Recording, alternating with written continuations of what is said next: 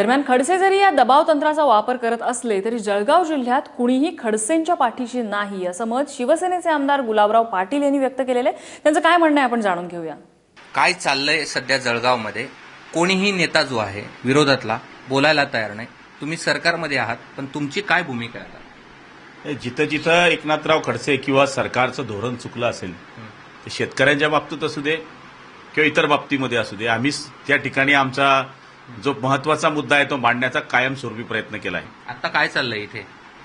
आता काय चाललंय जळगाव जिल्ह्यामध्ये, त्यांच्या मागे कोण आहे सगळ्या जळगाव जिल्हा पाहतोय. तेही जर म्हणतात की मी इतके आमदार निवडून आले, एवढे मंत्री निवडून आणले, एकही माणूस त्यांच्या मागे उभा नाहीये. 17 नगरसेवकांनी आवाज दिला, अर्ध्या तासामध्ये आवाज मागे घेतला.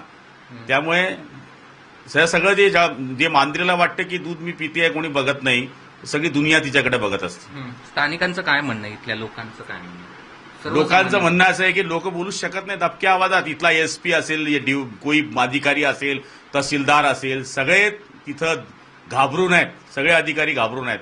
तुझं असं झालं तर तसं करून दिलं. आता पुण्याचं उदाहरण बघा ना, पीआयने स्टेशन डायरीवर एंट्री घेतली आणि म्हटलंय की मला दबाव टाकला म्हणून मी गुन्हा दाखल केला. अशा पद्धती जर पुण्यात होत असेल तर आम्ही तर त्यांच्या छातड्यावर राहतो बाबा. आम्हाला केवढा त्रास असेल याच्यावरून तुमच्या लक्षात येईल. दबाव मुख्यमंत्री मोदीवर टाकताय की अमित शहांवर टाकतायत, हा दबाव त्यांचा आहे. आता तर मी असं ऐकलं की ते आता मुंबईमध्ये मोठे मोठे बॅनर लावताय, इकडे जळगावमध्ये तालुक्यावर बैठकी घेत आहेत. पण इथे पक्षाला जाणून आहे, संघ परिवार बघतोय, सगळं नेते मंडळी बघताय, सगळे आमदार खासदार बघतायत आणि काय काय चाललंय जळगाव जिल्ह्यामध्ये सगळं बघतायत. त्याच्यामुळे त्यांचा दबाव पार्टी कोणतीच ऐकत नाही. आमची पार्टी पण ऐकत नाही. आता शिवसेनेही काही लोकांनी दबाव टाकले, पार्टी नाही ऐकत. कोणतीही पार्टी असो, शेवटी पक्ष महत्वाचा आहे. पक्षाच्या वरती कोणी मोठा नाही.